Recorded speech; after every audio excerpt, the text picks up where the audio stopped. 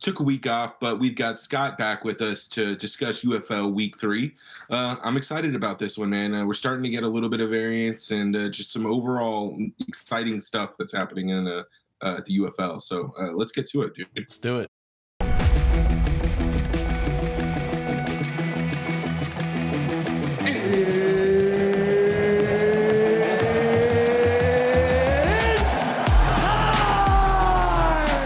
Up, guys? Welcome to the Edge DFS. My name is Tyson Smith, joined by Ellie Hernandez, and we got Scottradamus back.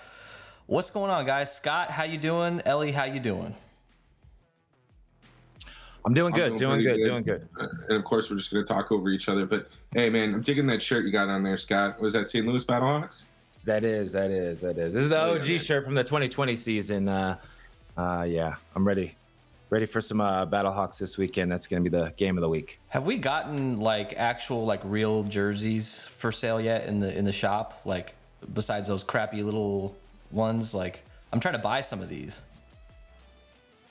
I haven't seen anything yet. I mean, I definitely rated the XFL shop as it was falling apart, you know what I mean? And got some Sea Dragons merch, some just teams I liked. I got a shitload of Vegas Vipers stuff. Nice. But Battlehawks, Guardians, those were my teams. It was the LA Wildcats, but we lost that team during COVID. So Battlehawks I've been riding the Battlehawks since. So yeah. But there's no jerseys.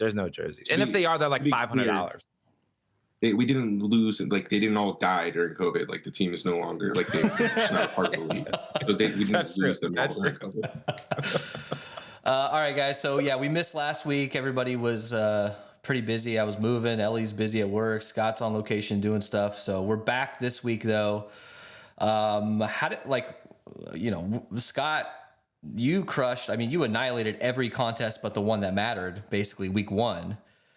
You had, the highest score I saw week 1. If you played that, you would have won first. I was one random breakup from 50K. Very close here. Let's pop this up. You had a bunch of these screenshots, Scott. But I lost by 0.28 or something like that in week 1. Week 2, I got annihilated. I just had way too much of dudes that just busted. But for the Sunday only, I was in first place up until halftime, or actually up until into the third quarter for 10K. And then that game started going off, that DC game. How did you guys do last week? Because besides that was my only hope for profiting, but I got annihilated. Scotty. Is Ellie muted? Yeah, I was muted. I was going to say I was going to let Scott talk more because he crushed, but I was looking good week 1 on Saturday night. And of course, that's too early to look at your lineups on the 2-day slate. So luckily, you ended up getting second that day, Tyson. So it made it work for us. Yeah. And then the last week I broke even. Yeah, Scotty. Yeah, I mean, first week was incredible. That's for sure. Literally every single contest I did very well. Side note on your entry, I really thought, I didn't want to jinx it, but I really thought they were going to stat correct and give you first. Just so everybody knows out there, there was a debate between who caught the ball between Person and Maribel, and Draftkings actually had it right. It was the UFL that had it wrong. Wow. So I thought it was the opposite, and Tyson was going to jump up there and get it. So, but fucking 10K, you can't complain about that. Can't complain about all that. My wins combined didn't hit 10K. They hit a lot, but they didn't hit 10K. And then last week was a true heartbreaker because every single contest I had the optimal lineup, except I went with McCarron instead of Chase and instead of Garber. So I lost by 5 points on every single contest I was in because he basically beat McCarron. So I had a heavy sweat going in that fourth quarter of the Arlington St. Louis game, but it is what it is. The sweats for UFL are interesting because you're looking at, day 1, Saturday afternoon, you're like, oh, I'm crushing, or you could be absolutely getting annihilated. And it doesn't matter until you get pretty much past halftime in that last game. It's a weird sweat sometimes. It's very stressful. All right, let's get into this week. So game 1, Defenders versus Arlington Renegades, 43 total. This is pretty much a pick 'em at this point. Defenders got the win last week. They didn't look great. They really haven't looked great all year, to be honest. The Renegades are 0-2. They haven't looked spectacular. Their defense hasn't looked very good. But this is Luis Perez versus the Defenders. You know, I mean, it seems like to me. Why does it say week 1? I should probably change that. It seems like to me, Arlington later in the year kind of gets it going, at least last year. It feels like maybe that might happen this year, but I don't know what to think about this game, man. Both of these teams are kind of, we know they can be good teams. I just don't know what to think about them. Scott, what do you think about this game while I fix this? Okay, so for me, this game is, I think, the sneaky game. I mean, it does have, I think it's about a 40 point, what was it? 40 point total. 43.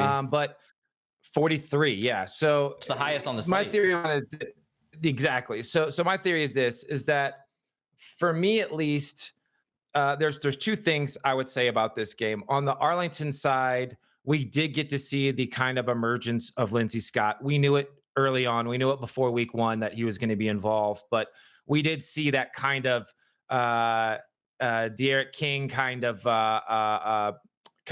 process that they ran, and he's going to vulture those goal line touchdowns. Also, like I said, I think the guy's got skills, and I've always said this about Perez. He's just that guy, man. He's like Case Keenum. He just one play away from losing his job and being on some other team. So for me, I worry about the quarterback situation there. I did like Tyler Vaughn's. Perez and Vaughn's worked out all summer. You're seeing that week 1 and week 2 with the target share. But on the DC side, that's where I think I really like this game. Tiamo finally kind of had a decent game last week. He's spreading the ball like crazy. We just got news that Kiki is out. You've got Roland, who's probably going to be a nice little sneak play now, kind of emerging. You still got Harmon. You got Smith. He's spreading the ball. So I honestly think this game could be a shootout. And the reason why is because I don't think Arlington's defense is good at all. And I really, really, really think that Tiamu could be a sneaky play this week, and stacking him with his receivers that are cheap and leaving salary on the table yet again. Yeah, and we got Kiki out, so that's going to open up a little bit. He's clearly coming on as the number one guy, the number one target. Ellie, what are your thoughts on this game? Anything that you're seeing on the injury reports, or any thoughts on? I mean, this is the highest total, probably because both of these defenses haven't really performed that well. Yeah, I think one of the things that I want to look at specifically is just Arlington. They've, if we're looking at Pro Football Focus, they got a pretty good offensive rating. They're one of the top pass teams in the UFL right now, but their defense is literally dead last. And it's a pretty big gap between their rank versus some of the others. So I really just want to echo Scott's point about the DC Defenders offense here. This is a sneaky chance to kind of get some exposure to Tamu. If there's a defense to get right against, it feels like it might be the Arlington Renegades. But that said, I don't think the DC, the Defenders, they've allowed 9 less points than the Renegades have, and they're second worst when it comes to points allowed. So look, man, Scott, I don't want to steal your words, but again, I think this one could be a sneaky shootout, and I think it's worth having some exposure to. It's going to be a fun one, I think. So I'm going to skip. We're just going to do injuries along with the games here. There's no reason to make that its own segment. So let's talk about injuries here. Obviously, Cutie. I don't like calling another grown man cutie. That's just me. But it's Coutier or Cootie. He's out. We know that at this point. Cameron Harris showed up on the injury report. I don't know what to think about him. We saw Hagens come in and look pretty good. He scored a touchdown, but that rush offense just isn't really clicking. So I might try to stay away from that a little bit, but it's in theory a good matchup. I know it's only 2-game sample, but it feels like to me like one of these guys could go off. Anything, Scott, you're seeing injury-wise? And what about this depth chart that jumps out to you? I mean, we've got Winningham out. We've got Van Der Esch out. Puka Williams is out again. Kiki, we got Caden Smith inactive. What really jumps out to you here on this depth chart? I mean, again, on the Arlington side, it's going to be Vons and Peyton. I like Burnett, but I thought week one, I was like, okay, this is going to be the guy.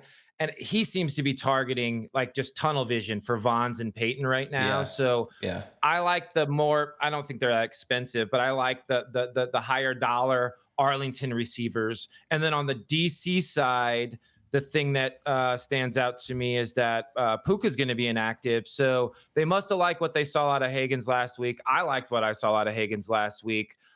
Cameron did break some runs, though. You know what I mean? Yeah, So that looks like an even split, or even probably a 60-40 leaning towards Cameron. But if he's a little dinged up, then who knows? But I really think this game, it's about the Ty Scotts, the Chris Rowlands, and now the 3K flat Vincent Smiths. I saw Brandon Smith and Kevin Harmon both take some big hits last week. Both had some look like they got some skinny kids. They look like they got a little rib injury. So to me, Rowland was like, Rowland wants to be the star. Last year in the USFL, he got injured a lot, but I mean, he really did show that he does have some game. So to me, I think Rowland's got a chip on his shoulder. So I lean Rowland. I love Ty Scott. I've played him every week. And I think at 3K flat, Vincent Smith could be a sneaky play. Let's move on to the next game here. So we got Memphis Showboats versus Birmingham Stallions. This is a 7-point spread here. 40.5 point total. We have some question marks as far as quarterback here for the Stallions. They're our boy Martinez is listed as number 1 on the depth chart. We just got that news right before we went on. Can we play Corral? Like that's the worry here. Stallions are obviously pretty dominant. You would probably rank them number 1 in power rankings as of right now. But the whole 2 quarterback thing to me just doesn't make any sense. I mean, who am I? But when has that ever worked? I just don't understand it. Like, they're not using Martinez situationally to run the ball like DC would do last year. That was successful. So I think you kind of got to stay away from these quarterbacks, or if the ownership is low enough on a guy like Corral, maybe you can hope that he comes in and just lights the game on fire. So let's talk about this matchup though. Like, I know the Showboats kind of had a rough week last week, but generally speaking, I think they're a pretty good team, and this feels like a massive spread for a UFL game, right, Scott? Definitely. Yeah. I mean, it's concerning on one side because, Birmingham is just really good. Let's just be honest. Defensively, that's a good team. Like, they're fucking good. You know what I mean? I mean, they to me, it is a situation where it's like the Martinez thing throws a little bit of a wrench in, I think, everybody's what they were thinking. But I mean, look, they split snaps, I think, exactly evenly last week, 50%, 50%. Martinez had 8 carries for 65 yards last week. And through was 8 of 15 for 88 yards. So nothing spectacular, but the running game is there. As far as the overall game, though, I mean, in my opinion, I think Memphis showed their kind of true colors last week. I still think Birmingham puts the beat down on them, but Martinez is definitely the wild card here. Who's got the balls to play him? I don't know. You only get one QB spot, right? Yeah, I mean, for Showdown, it's definitely an interesting, Martinez and both running backs is an interesting strategy in this one.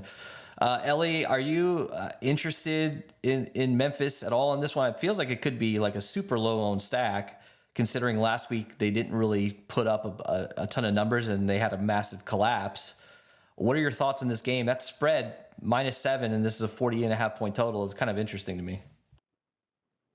Yeah, I mean, look, I think the thing to keep in mind here is if we really think that the Stallions are favorites or just implied odds to win that significantly or that consistently, like I do think that we're going to get a discount on ownership for some of the Memphis Showboats players.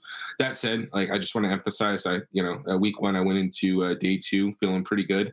But it would have been nicer if I would have had some spots reserved for the Sunday game. So listen, man, these Saturday games, it's really hard to get married to 100%. So, like, I'm going to have a little bit of exposure to the Birmingham Stallions. I think you're fine just maybe taking pieces of the Showboats, potentially fading just general stacks just to avoid that Saturday game. Yeah, I think you could get weird with your Birmingham stacks, like legit. Like if you just like, I would play for a main slate, I'd play both running backs together. I mean, I've done it and it's worked for me. And just avoid the quarterback or sprinkle in like 2 guys from this game, but maybe just avoid the quarterback. I don't know. I will have some stacks with the quarterback because I'm going to play a ton of lineups, but I'm kind of leery to really stack the hell out of that. I mean, because look, Memphis, I know San Antonio put it on him, but that all happened in the fourth quarter. They kind of gave up, it seems, for whatever reason. Their defense is not terrible. So I think this could be an interesting game. That's probably why we're seeing a little bit of a lower total here. Scott, anything jump out to you about this depth chart here? As far as injuries go, Darius Victor was a DNP, but he's going to be active. He's listed as number 1 on the depth chart. Anything else jump out to you? I'm seeing that Wes Saxton Jr. Is out. Does that move the needle for you at all? Not really. Just because, Sage is just the guy there. I mean, I think on the other side, the Gary Jennings thing was just something that surprised me. That guy was on the Battlehawks last year. He was a sneaky gadget player. Yeah, he was. I really thought high of him. I think he came in 2nd or 3rd on the depth chart. But it's tough. What you just said though did make me think, if you went fucking absolutely crazy and went Martinez, Maribel, and Person as a stat, I mean, that would be nuts, because look, they made up about 150 rushing yards last week between the 3 of them, right? And if he gets a full game potentially, I don't know how they're going to do it, but I mean, I don't think he gets the full game, but yeah, I don't know. This is the hardest game on this, in my opinion. This is the hardest game on the slate to figure out, because I don't know if I should just full fade Case Cookus because I like Birmingham's D so much, and I don't know if I should really go run game heavy with the Stallions, because I still do like Memphis's defense, and I still think this will be a better game than a 7-point spread.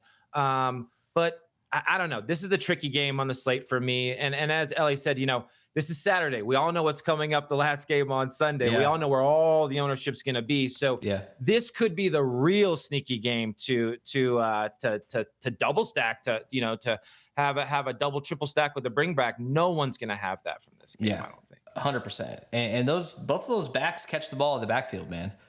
Like they're gonna rack up some PPR points for sure. This Showboats offense, I mean, I know the game fell apart for him last week, but David Davis, Papale, Jonathan Adams had a couple big plays. Darius Victor he was terrible week 1, but he improved a little bit last week as far as yards per carry.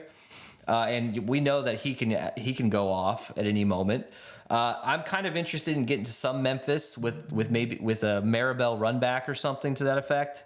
But I think getting weird with this game and stacking it up, obviously if you're just doing a handful of lineups, you might not want to do that. But to me, if you're 150 in or you're going a lot of lineups, you should probably mess with that. All right, let's move on to the next game here. Then we're obviously going to do our breakdown where we go position by position. We start talking more about salaries. So the Houston Roughnecks at the Michigan Panthers. This game feels like, let's target the defenses. Let's maybe target the run game a bit. This one will not be owned. And I don't think that I'm going to stack this game. Really? I mean, maybe there's some Michigan to stack, but look, we got news that potentially EJ Perry could be out for this game. He's a DNP for the Panthers. So we got a backup quarterback coming in against a good Houston Roughnecks defense. And Michigan's Panthers defense looks very impressive this year. This feels like a defensive struggle, and I guarantee you both of these defenses are going to be high owned. But considering that maybe EJ Perry is out, this Roughnecks defense might be one of these defenses that you definitely play for like a single entry or whatever. They're going to be high owned in GPPs though. So thoughts on this matchup, dude? Like, I'm not super interested in stacking this game. Yeah, I mean, the injury report just came out again. Marcus Sims, again, a DNP today. EJ Perry, the DNP, limited. EJ Perry, limited. John Hightower, again, a DNP. Look, I don't think EJ Perry, if he does plays the whole game, I think it's pretty obvious they're going to go a different direction. I think it is a defense versus a defense game. I like Michigan's defense. They don't score well fantasy wise, but as far as a team goes, they have a great defense. Houston defense, I love, but the honest truth is no one's going to play Reed Sinet. No one's really going to play this game. And because if you look at the last game, if you're talking about these two games, if you said, hey, you could take the Stallions defense and Person or Maribel or both, and then run it back with a Dawood Davis, or you're not going to beat that in this game. You're just not. If you match up the prices, you're just not. You might be able to get a one-off from this game, but this will be the lowest game ownership on the slate, and it's a game that I'm flat out going to probably avoid altogether. Yeah, getting some defenses. Besides the defenses. Yeah, Houston's probably my number one defense of the week for sure. Yeah, maybe stack them with a running back. I mean, look at this. We got some weird Mark Thompson tweet saying Daddy's back. Is he going to be back this week? I don't freaking know. I'm not seeing any of the industry projections reflecting that, but this is something that we got today at 6:48 p.m. So I don't know what to think. I mean, if he plays, Scott, is that a full fade for you? Because I think people are going to say, oh, he's playing, and then his ownership is going to balloon, and we don't really know how healthy he is. And even if he is healthy, obviously he's going to do better than some of these guys for the Roughnecks that have been running the ball. But I just don't know that I'm really looking forward to playing a dude against the Panthers defense either. Yeah, I mean, he's by far the most talented player in the whole league, but he did a cryptic tweet like this before week 1 that had us all like right before started building lineups. I was like, wait, yeah. He was saying that like for sure. So look, the industry's projecting him out as of now. We still got, 24 to 48 to go. So we'll see. But in my mind, even if he is in, I'm probably not going to take a chance on him this week. I'll be the guy who faded him and the wait and see approach. Ellie, thoughts on this game? I mean, look, Kirk Merritt, he was getting some action, in the past game. I think he had that big play, and then that's the play he got hurt on, right, where he messed up his wrist or whatever. He's out. I don't know how long he's going to be out. At Guantanamo Bay, he's messed up. He was literally dying on the sideline. He couldn't even get down the stairs, and apparently the trainer was like, yeah, he'll be back. No, hell no, he won't be back. He's probably gonna be out for a while. Reed Sinet came in and looked pretty good. We saw him with San Antonio a little bit last year. I'm surprised he didn't get the start to begin with. No offense to Guantanamo, but Ellie, we probably want to avoid this game, and there's a lot of injury news that we're kind of waiting on too. Yeah, look, really the only point that I want to make here is like these are two of the you throw in the DC defenders as well. Like these are three of the worst pass blocking offensive lines that we have in the UFL at this point, right?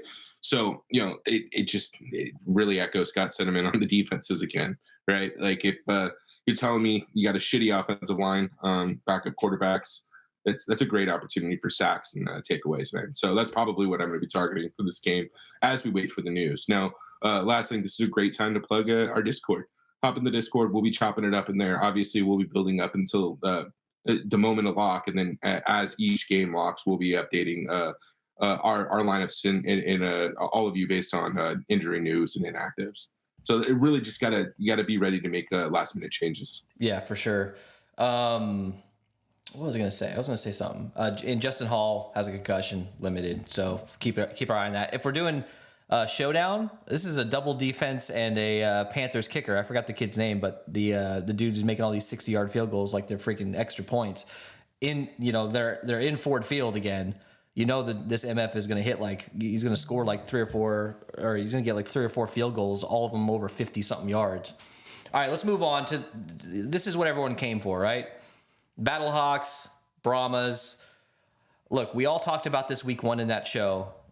Why is nobody looking at the Brahmas? What is going on here? And besides a terrible first half and even into the third quarter last week, maybe we thought, all right, well, maybe they're coming back down to earth. Besides that, this team has looked damn impressive. The Battlehawks, they feel inconsistent to me always. Like even last year, like this team should be the best team in the league, in my opinion. Like I'm waiting for them to absolutely go off for 2 or 3 weeks in a row so we can crown their ass and say this is the best team. But we just haven't seen consistently them go off. Now they've played well. They're 1-1 at this point. This is a 1-point spread in favor of the Battlehawks in San Antonio, 42-point total. The San Antonio defense much improved. We talked about it a little bit on that first show. Like, okay, their defense might not be that good this year, but they're going to be better than they were last year. And same with the Battlehawks. Their defense looks to be a little bit better. Anyways, Scott, what are you thinking about this game as far as how do we get different here? Because everybody and their brother is going to pick up their phone, and first thing they're going to do is they're going to build game stacks with this, like a 2 or 3 with a run back. How the hell are we going to get different? Would you ever dream of a moment where you say, you know what, I'm going to fade this game or at least be under the field and stack up these other games because there's just not many ways to get different if this game goes off? Yeah, I mean, I would love to have the balls to just say I'm going to fade this game, but I think it's look. We've seen this in the NFL, right? 2 shootout teams, and it becomes a 6-9 game, and it's all defensive, and we're like, what the hell? And the dude who won the showdown just had his solo won by like 20 points. We've seen this happen before, but not in spring football. To me, I feel like last year we had a couple things close to this. I went back and looked. I would say I probably crunched about 10,000 lines over the last like 2 days just to try to figure out where the field would be at. In my opinion, right now, hands down, this game, the only way to get different this week is to get the exact piece that goes off, right? So between Kirkland, Stevenson, Latimer, which one goes off the most per price, right? Whose eyes, per dollar. And then same thing on the St. Louis side. If you can nail those 2 players, I think, you're in a good spot. Yeah, if good not, luck. It's just like last week. Think about last week. Who had the right combination between the St. Louis stack and the San Antonio stack? And then who had the right quarterback? So you've got to make multiple decisions in this game. Which quarterback plays better and which wide receivers play better? I don't think the running backs are going to be a big focus this week. I know Mateo Durant went off last week and his price is still pretty good. I just see this being a game where maybe it starts off slow and in the 3rd and 4th quarter, they just start to just throw it. And I think Aitman, Butler, a lot of guys are going to play. So, and they're going to, it's hard for me to say you can full fade this game, but you're going to have to do something to get different because I'm predicting for the first time, and I think spring football history, we might see multiple dupes at the top. This could be a train win in spring football, and I've never seen that before. Yeah, it's going to be tough for sure. There's when we look at the Battlehawks running back situation, we saw Durant go off. Ellie called him out week 1, but he was inactive. We saw him go off and look pretty good while Gallman is just chilling, and I think he got hurt or something like that. He's not on the injury report this week, but maybe getting to some Wayne Gallman could be interesting in this game because I don't know how much he's gonna. I don't know what his ownership is gonna come off at. They also signed Cam Dantzler, so I don't know if he's gonna play this week as far as San Antonio. I don't know if he's gonna play this week, but that's a pretty big addition. So Ellie, what the hell do we do in this game? I'm thinking of maybe being under the field on massive game stacks, maybe getting to pieces. I don't know, man. I gotta meditate on this because this is the decision as far as how my lineups are gonna get built. So what are you thinking, dude? Where are you gonna lean? Yeah, I don't know yet. It's very interesting. I mean, I was expecting DraftKings might make a little bit of a price adjustment here on guys like Darius Shepard and Marcel Aitman. At least just in comparison to Akeem Butler, right? So we're just going to run, I don't want to get ahead of ourselves. We're going to talk about this week at the wide receivers, but I'm just, the way that the pricing is set up, we're going to see Aitman and Shepard just be, with Shepard specifically, be pretty chalky. And Butler is just probably going to be under 10-15% owned. And same shit we did last year. I'm just going to keep plugging in Butler. He's going to be potentially low owned. Yeah, I know he's expensive, but we know what he can do. We saw him bust ass last year. So I don't want to get too caught. I know we're trying to talk about the matchup here, but that's really what I'm seeing from this one specifically, right? That's going to be the place that we need to figure out how to get different. Do you want 40% owned Darius Shepard? Which, yeah, you probably do. Maybe you go him and Butler, and that's how you attack that game. Maybe don't play McCarron. I don't know, man. It's going to be an interesting one. And, Marcel Aitman, of course, he's playing right now the way we thought he was going to play at the beginning of last year. And that's why I've played him every damn week, and now we're at the point where the roles have reversed, where I'm going to be playing Butler every single week because he's going to be under 10% owned until one of these weeks he has like 3 touchdowns and he absolutely nukes. So there's a lot of pieces in this game, and you're right, Scott. Finding the right pieces, that's going to be like playing the lottery, kind of. It's going to be tough unless you play that like 1% owned dude who randomly comes in for an injury or something like that. It's going to be tough on this game. I'm not telling you to not play this game, but you're gonna have to think outside the box. All right, let's move on. We covered injuries. We covered everything. Actually, we talked about injuries for this game, right? Is there any injuries, Scott, that jump out to you here?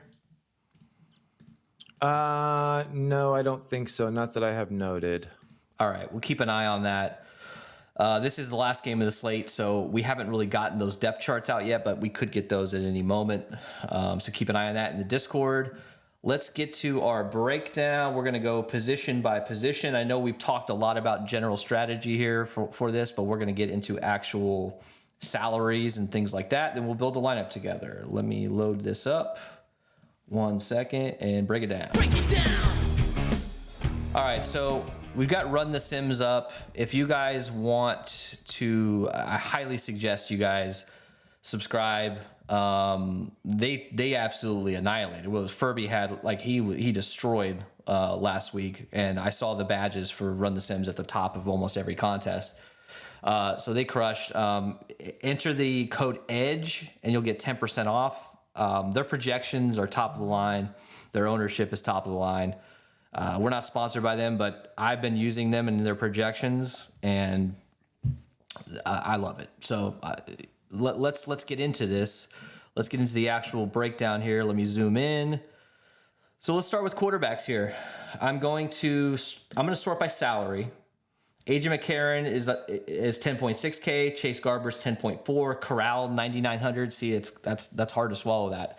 Look, his projection, he's getting a 7-point projection. I don't know if you can pay up for him at that price. Teamu 9,700. Cook is 96. And you got guys like Perez, Martinez down here at the bottom. Sinet 7,900. We could see. Let me hide excluded here. We could see a Danny Etling potentially. I don't know if Perry's going to be in or not, but Etling at 6,700. I'm probably not going to go that route, but worth mentioning. So, Scott, what are we thinking here, man? It's obviously going to be McCarron and Garbers, absolutely the highest owned, no doubt about it. But any of these other guys that we can actually play, I'm looking at the quarterback situation here, and I don't know if my pool is going to be more than a couple guys. Yeah, it's going to be tough to go away from either one. I mean, the majority of the industry, I think median projection is somewhere around 50 to 55% total ownership between those two QBs. I think it could be higher just because they're the safest plays. Matt Corral now eliminated that. Whatever projected ownership he was going to get is gone. Tiamu's there, but McClendon just got activated as the number 2 quarterback, and I still think McClendon's good. So no way. Did he really? Yeah, he's the number 2 quarterback now on the depth chart. Yeah, that scares me. I think I don't know why he's not starting for a team. Like, I know that they drafted him or they got him because they thought Teamu might stay in the NFL or whatever, but he should be on a team. He's a damn good quarterback in my opinion. Yeah, so and Tiamu has taken some hits, dude. You know what I mean? We've seen him go down a couple times, and I think we've all been like, oh man, is he gonna get back up? So, I like Tiamu. I said that earlier. EJ avoid. Case is gonna be the guy that I think Case, Luis Perez, and Adrian Martinez, I think, are the 3 quarterbacks that some sharps are gonna say, okay, you know what? If Garbers and McCarron fail, and if the defenses step up in that game, a Case stack, an Adrian weirdo running back stack, and a Luis stack could do it if it's not going to be Tiamu, Garbers, or McCarron. So those are the three quarterbacks that stand out to me. Lindsey Scott is a great flyer as well, I'll mention. Yeah, probably pretty decent for Showdown too. Ellie, thoughts? McCarron and Garbers, everybody and their brothers playing them, obviously. Who else are you interested in here? I think what Scott was saying about Case Cook is really interesting. I know it's a tough matchup. I know they had a rough week last week, but his ownership is going to be pretty low, you'd think. Although it looks like he's being projected for 21%. I feel like that's a little bit high in my opinion. If he's that high, I don't know that I'm going to get too much of him. So what are your thoughts, Ellie?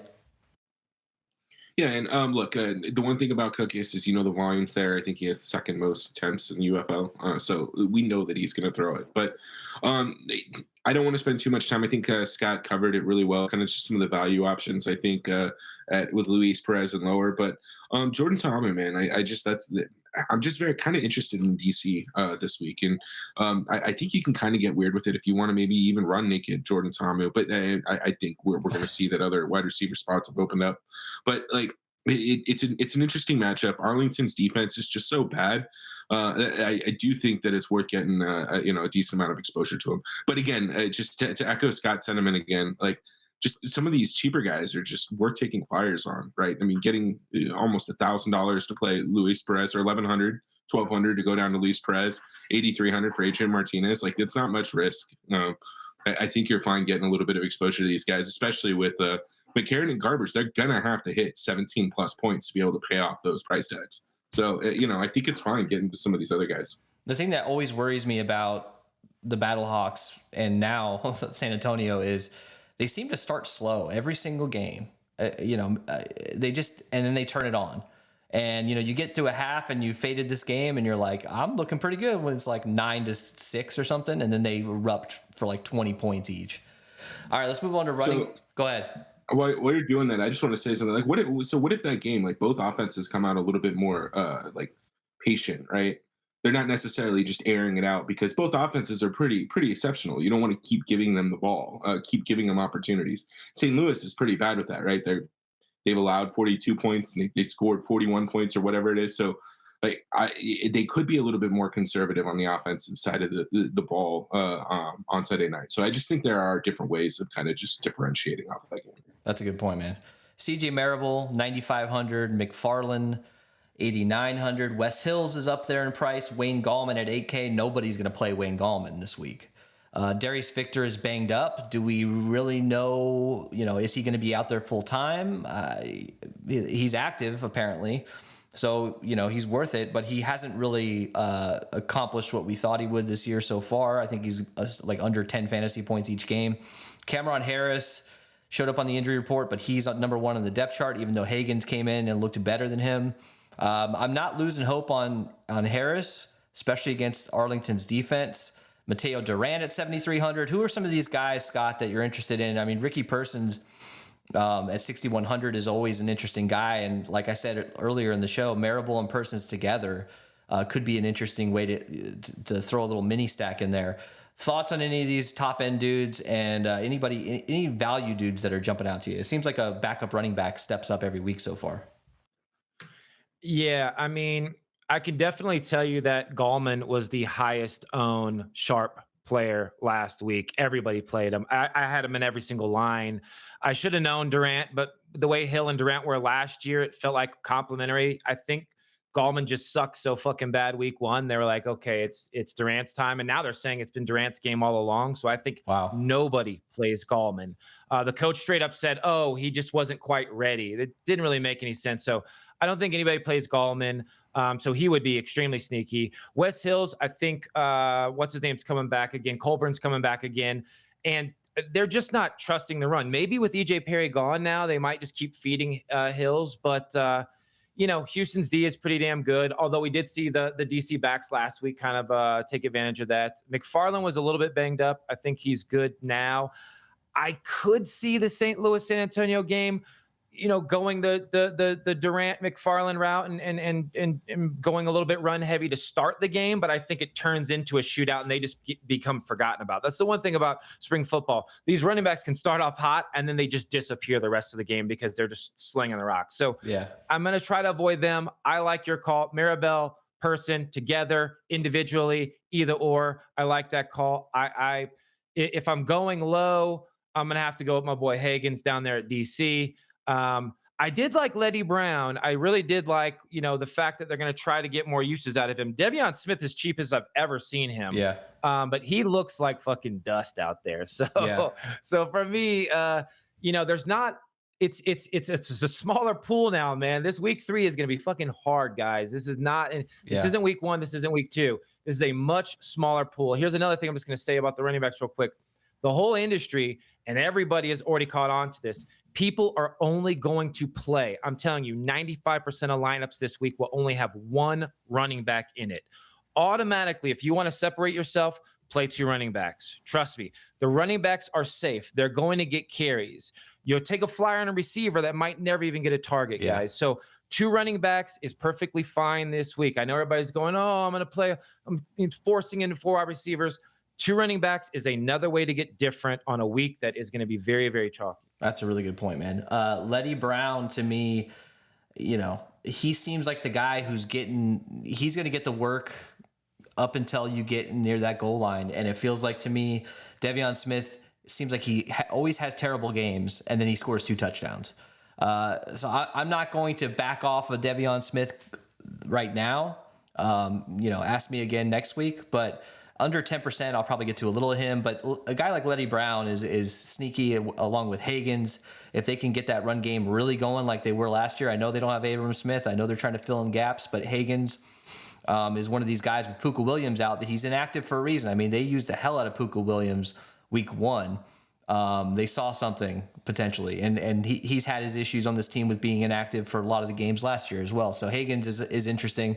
I don't know about anybody else down here. John Lovett is always one of these guys. Nobody's going to play him, and we know he's going to get goal line opportunities potentially. I know this is an AJ Smith offense, so they're not going to run the ball a ton, but John Lovett, he can fall in the end zone twice. And that's an interesting way to get different too at 5,200, but it's a huge risk, obviously. Ellie, let's move on to wide receivers here, man. There's a lot of options here. Hakeem Butler's 8,900, CJ Marable's 9,500. Oh, actually, nope, we don't want to do that. John Trey Kirkland is 9,800. Coutier is out. Shepard is still hovering pretty cheap. Blake Jackson hasn't really done much this year, but his price has increased. I mean, there's a million dudes up here to talk about. Ellie, what are we doing, man? Like, I feel like all these guys can go off, but the biggest question is Hakeem Butler. He's going to be under 10% owned. I, unfortunately, am just going to lose a lot of money playing him every week. He's expensive, so it's going to be hard to get all these other guys in. You're going to have to get weird with it. Thoughts on Butler and any of these other dudes here at the top? Yeah, I mean, I think Hakeem Butler is obviously going to be the direct pivot off of John Trey Kirkland. Jesus Christ, I should know how to say that by now.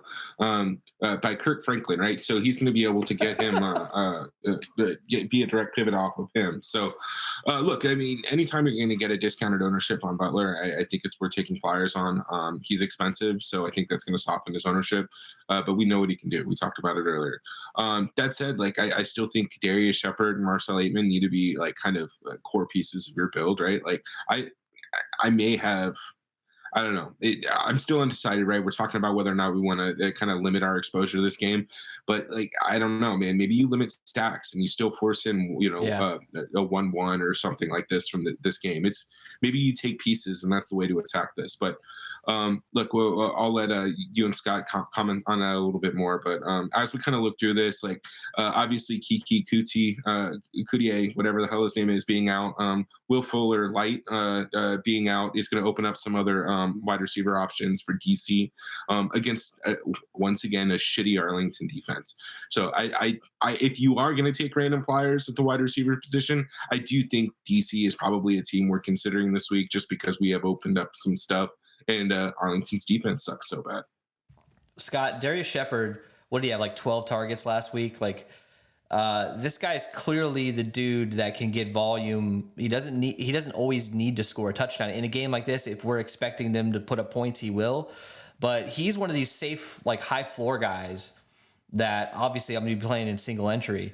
Any thoughts on pivoting off of Shepard? Like, if to me the decision is Aitman versus Butler, Maybe playing those guys together is an interesting kind of stack. And maybe not playing Shepard, but Shepard to me is one of these safer plays that I really love, but he's going to be high owned as hell.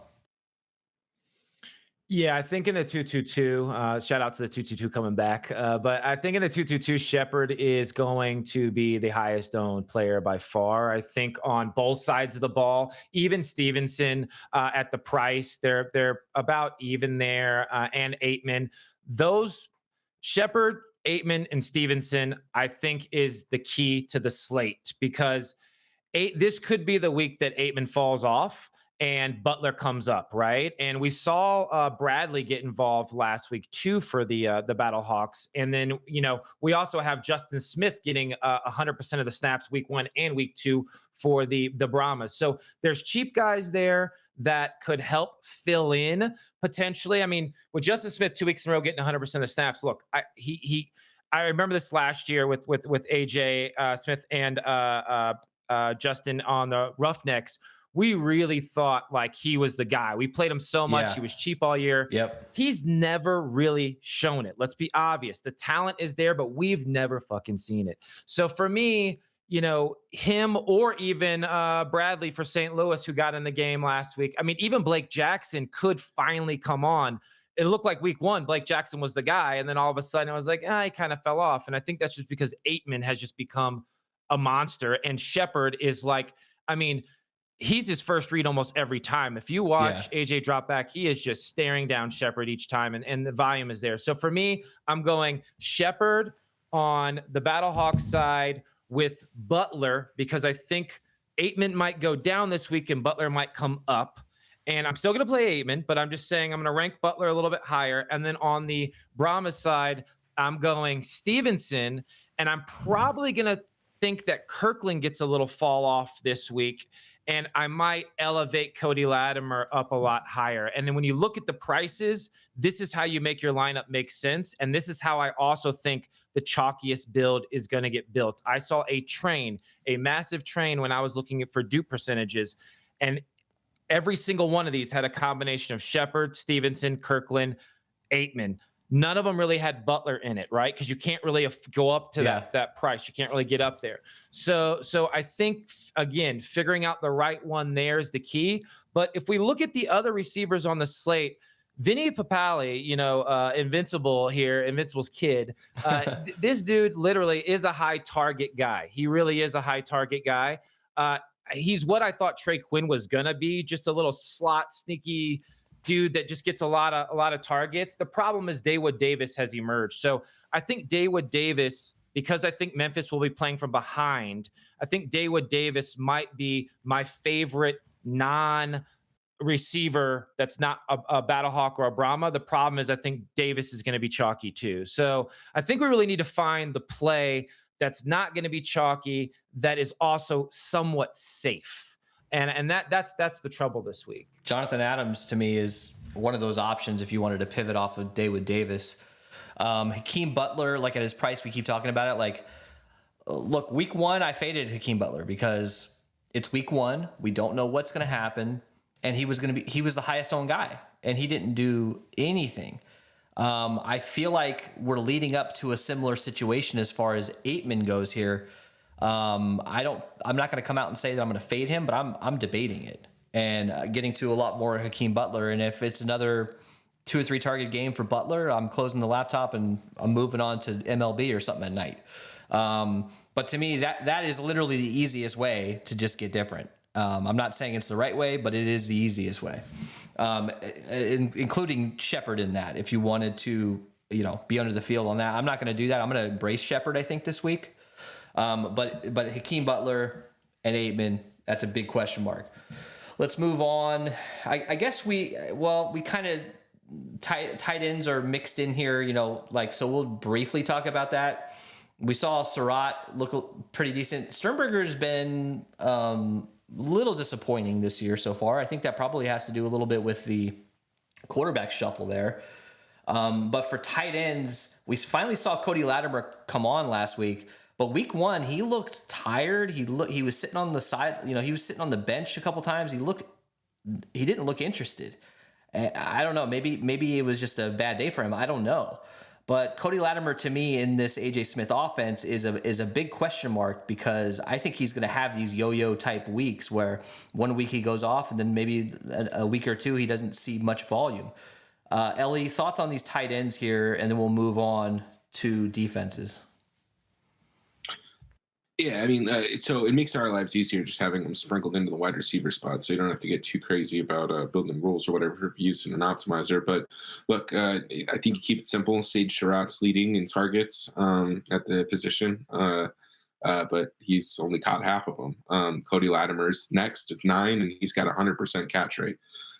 We know Cody Latimer is going to get involved. We like him. I think you kind of just keep going with the well there. But, DC might be somewhere you can sprinkle in some like B. Riley Moore or whatever. Like again with Kiki being out. Yeah. But it's because it's the same as the wide receiver position. Just make sure you're aware. Like I don't know. Make sure you're aware of how many tight ends you're getting in your lineups. You shouldn't have fucking Sage Surratt and Sal Cannella in the same lineup or whatever. I don't know if you necessarily need 2 tight ends when we have better wide receivers out there. Yeah, and we also have a double running back option this week potentially with no one doing that. Let's go to defenses. So I think this is pretty obvious where the field's going to go. The Panthers against Houston, or the Roughnecks in that game. A lot of the ownership is going to go to that game. Scott, is there a world where you try, like, this doesn't feel like a place to get different this week? It feels very obvious to me. Like I'll sprinkle in some of these other defenses just in case, and even getting like a little bit of Battlehawks or Stallions, or not Stallions, but Battlehawks or Brahmas, kind of like stacking against the chalk pitcher sort of a situation. That might be a little bit interesting, but we shouldn't get too different here, right, Scott? Yeah, I mean, I think it will be the separator from the train that we're going to see at the top of the at the leaderboard at the after the San Antonio St. Louis game, because when I did all the lines and I was checking for dupes and dupe percentages, what I found was the only differential piece in each line was the defense. And you had enough money left to go 5,000 Stallions or all the way down to the $3,700 Renegades. Yeah. Last week, this is what killed me. I went almost 100% on DC, and the Stallions outscored them. And that's another thing that really caught, that was it. If you had the Stallions defense, you knew it once that they scored the 15 points and the defenders fell short. So to me, again, I mean, clearly I like the Stallions defense. I'm leaning towards the Roughnecks this week. That's my favorite defense, if you just want to know my favorite defense. But this will potentially be the deciding factor in the dupe train if everybody goes with Chaser AJ and the San Antonio St. Louis stack and one running back. This is the only differentiator I could find when I really tried to figure out what the dupe lineups would be. So I think it might be very important this week what defense you pick. Yeah, I mean, the strategy could be, Ellie, if you're stacking heavy in that St. Louis and San Antonio game, maybe you just don't play Michigan or Houston and you sprinkle in one of these other defenses. I don't know, thoughts on that? Yeah, man. Well, absolutely. I think that's viable. But again, I just think that there's pieces of this St. Louis game. I expect Keem Butler's ownership to come up just a little bit. I wouldn't expect a guy of his talent to really kind of remain around that 10 to 15% projection. But like, if both these offenses are explosive as we think they are, I think you can probably find kind of low-owned pieces, one-offs that you can take from there, and maybe not have to get too crazy with these defenses. These defenses are kind of just in a very nice spot. But I got to say the obligatory: I will never lock in a defense. I still probably will not have more than 25 to 30% of any one particular defense when I mass entry. All right, let's move on to lineups here. So we're gonna hand build a few lineups on Draftkings. Actually, let me switch over here. So make sure you guys throw us a like on the way in. I'd love to get to 50 likes on this one. Subscribe, join that Discord, and also hit up run the sims if you're looking for projections or an optimizer. So let's pretend we're building a lineup for this 2-2-2, Scott, and you don't have to give yours. You don't have to give yours away. I'm not giving mine away, but let's just start out with. I mean, the biggest question here is McCarron or Garbers, right? Is that how we're rolling here? Yeah, it's got to be 100%. It has to be. There's just no denying it. Like you got to choose one or the other. If you're asking which way I'm leaning, I'm always going to say AJ, just because I think that team is just built around him. But I think Garbers has the higher upside, to be honest with you. Let's build what we think will be like the biggest duped type lineup. Let's just build that. You got to go. Let's just plug in a defense right off the bat. So are we going Roughnecks or Panthers here? They're about the same price. Either or. You can go either or. Which one's cheaper? Roughnecks by 100. Yeah. Throw the Roughnecks in there then. All right. So wide receiver, we're going Darius Shepherd right off the bat. Yeah, I mean, here's the deal with that. 41% target share, 12 targets, Darius Shepherd. It's incredible. So there's no denying you cannot fade Shepherd this week, in my opinion. You just can't. I agree. Especially in this contest or any of these like single entry contests that are higher dollar. All right, who's next? Are we going with we're probably going with a run back here. We going Kirkland in this one? We going down to Stevenson? Ellie, what do you think? Probably Stevenson. Like honestly, probably for cash, may as well just go Stevenson 8-man. Unless Scott's got an objection there. Yeah, what do you think, Scott? Is this too much? I if we're trying to build the duped lineup, it is going to be Stevenson 8-man. It is. They are going to be sitting there like that. That's exactly how it'll be. And for me personally, if you were smart, you would go Dawood Davis here just because of his target share. Again, I think he was 30% target share last week, 9 targets, 6 catches, 58 yards and a touchdown. I can't. Case Cookis is looking at Dawood Davis the same way AJ is looking at Darius. Yeah. So to me, that's what I would plug in. We're coming real close to my 2-2-2 line right now. That's all I gotta say. It feels like, potentially going with, a West Hill, whatever your defense is, pairing the running back potentially. I'd rather go with West Hills over some of these Houston guys. Well, I was going to say, I think the Maribel Stallions is the safest if we're talking about floor. Yeah. If you put Maribel in, because look, there's so many good wide receivers now on DC that we can target that are cheap. So can you change the defense to the Stallions and see how much money we have left if we did the stack like that? Okay, so you can basically get Vincent. You can basically get Vincent Smith, but okay. So for instance, if we found a safe running back and a safe defense, which I think Maribel and the Stallions are by far the best, but I think another one that would be good could be Victor and the Showboats. I know that sounds crazy, but to me, we got Martinez. We got this 2 quarterback system. I mean, this thing could fail miserably as well. So that's another safe one that I was looking at.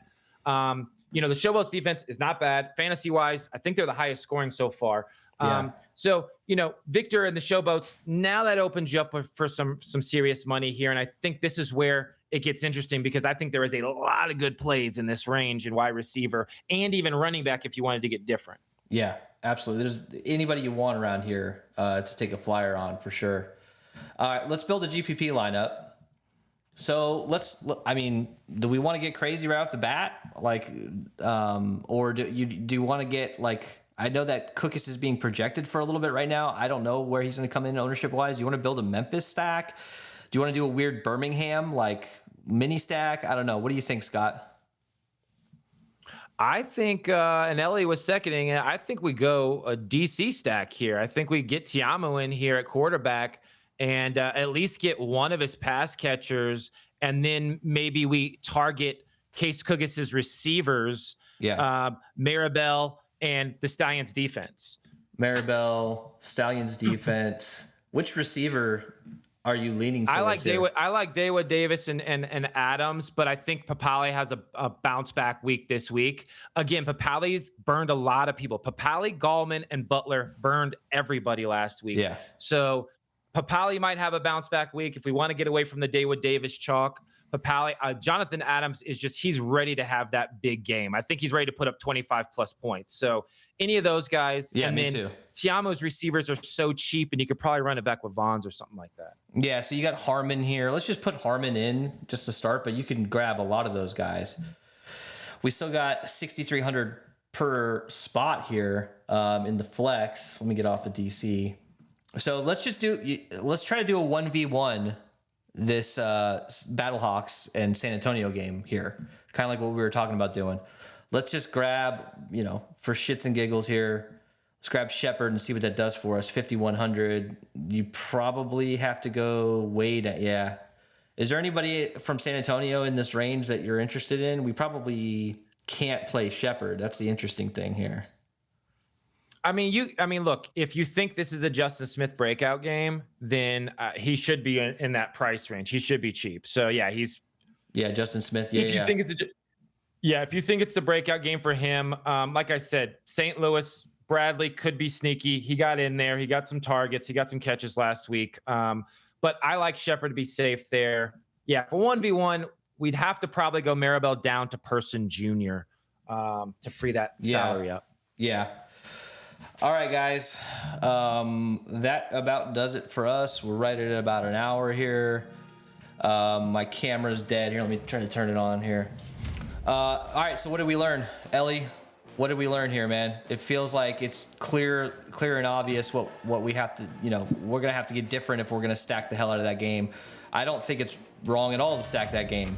But I'm not going to be stacking chalky wise. It's just not worth it. Maybe I leave a bunch of money on the table this week if I stack that game. What's your strategy here? What'd you learn as we built a couple lineups and talked this through? Yeah, man. So it looks like everybody's gonna be saving space for that last Sunday night game, Battlehawks and you know what the fuck I'm talking about. Brahmas, anyways, right? We know everybody's gonna be saving up some room for that. I think you just got to get some exposure to some of these other games. Like it's too obvious that Darius Shepard's gonna be 78% owned, and AJ McCarron and Chase Garbers, the Gerber baby or whatever the fuck his name is, right? They're gonna we know what's gonna happen there. So on the one thing that we need to remember from last year in XFL, right, is just don't get married to any one thing. This is week 3. These teams could start to get better. They get a little bit more consistency. We could see some other teams start to do a little bit better than we expected. So you see 45% ownership to one particular game. I think you can start branching out a little bit. Scott, what'd you learn, man?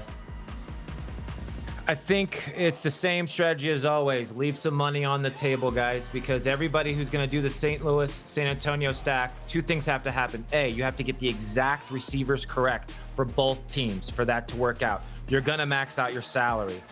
So I think playing 2 running backs or just picking 1 or 2 pieces from the St. Louis and rotating them out is the best strategy this week to not chop heavy, because I think the winning lineup will still leave $5K plus on the table, and they're going to have that cheapo receiver that no one looked at that's going to score a touchdown and have 65 yards. Yeah. So that's how I would lean. Just personally, it's going to be a crazy chalky week, guys. So just, there's good chalk and there's bad. Take your chances, but it's going to be, you're going to have to make a stand one way or another. All right, guys, we will see you later. See you next week. Take it easy.